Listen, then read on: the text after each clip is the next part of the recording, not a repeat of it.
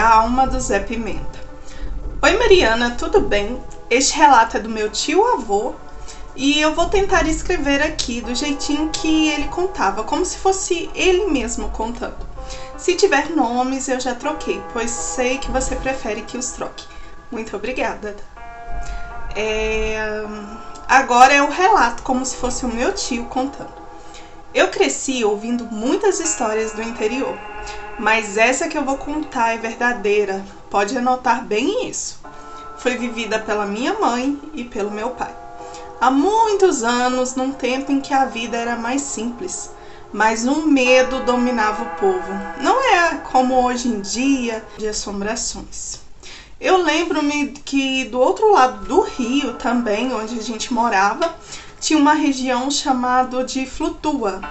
O meu irmão até namorou uma moça de lá, que depois acabou virando a mulher dele, mas ele, coitado, já faleceu. Naquele tempo a gente passava muito por ali, e uma vez nós dois vimos uma mulher abaixada no meio do caminho, de vestido branco, parecia que estava fazendo até xixi.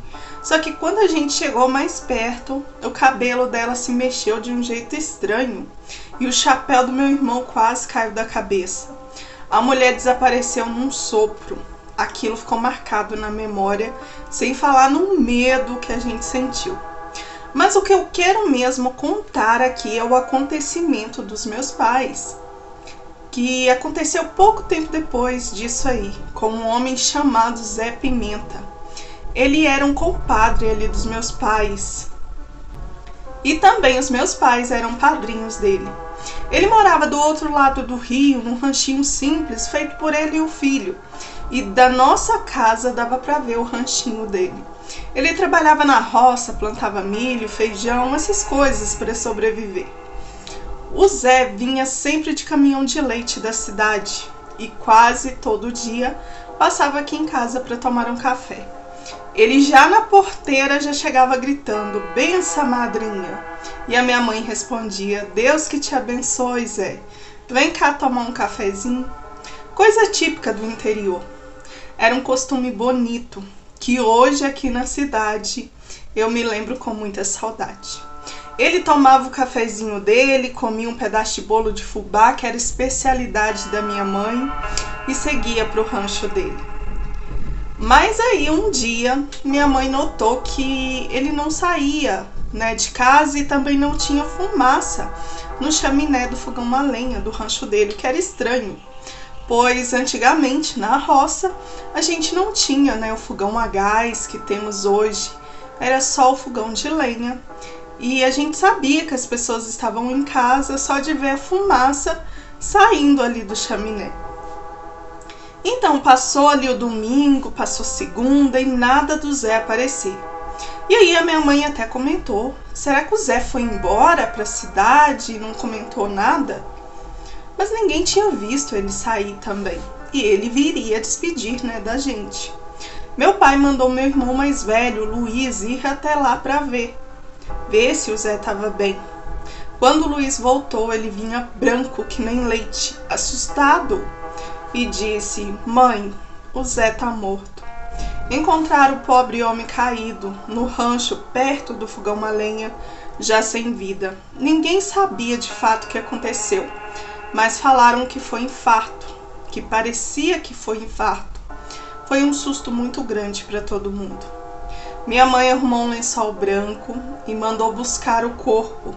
Trouxeram ele na charretinha, mas o Zé era um homem muito alto, forte. Os pés dele ficavam para fora da carroça. Mesmo assim, trouxeram, rezaram e enterraram ele no mesmo dia. Foi um enterro pequeno, simples, acho que não deu umas 8 ou 10 pessoas. Na volta, soltaram o cavalo e lavaram uma charrete e a deixaram encostada ali do ladinho da casa da minha mãe. À noite, a minha mãe chamou todo mundo para rezar pela alma dele.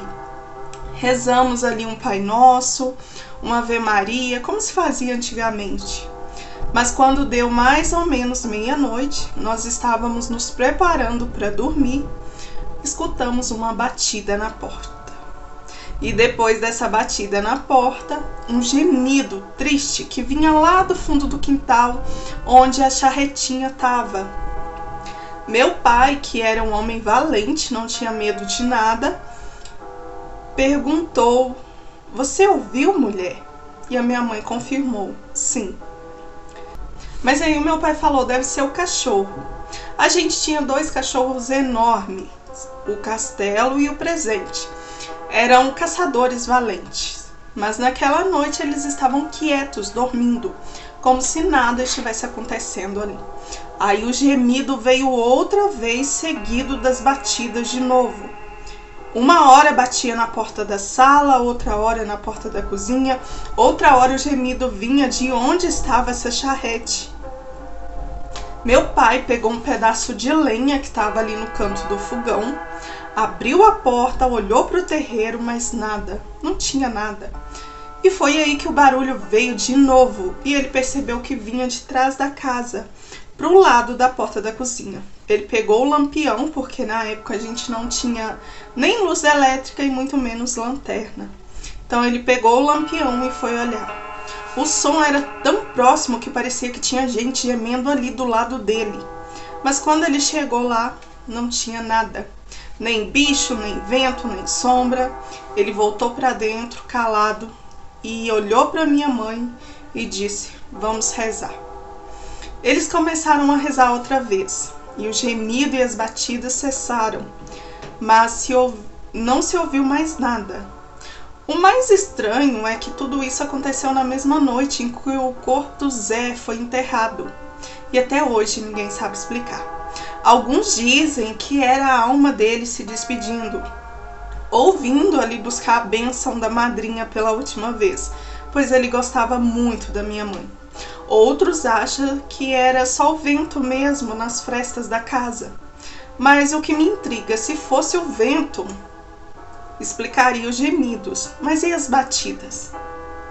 Ou também diziam que nós estávamos impressionados ali com a morte do Zé. Mariana, agora sou eu de novo. A Thay é a moça que escreveu aqui o relato.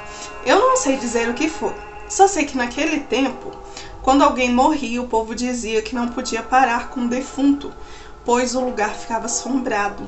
Eu também já ouvi falar isso. E pararam com ele no terreiro da casa, dos meus bisavós, onde o meu avô morava. Eles diziam que se parar, a alma ficava rondando ali por alguns dias até encontrar ali seu destino. Pode acreditar, Maria, nessa história verdadeira, e isso segundo meu tio-avô, e o meu avô e os meus bisavós, que eu tive o prazer de conhecer todos. Eles sempre contavam essa história pra gente, pros netos. E eu acredito sim neles. Obrigada por ler e por contá-la. E que Deus tenha a alma do Zé Pimenta num bom lugar. Então termina aqui o relato. Muito obrigada, um beijo aí pra você.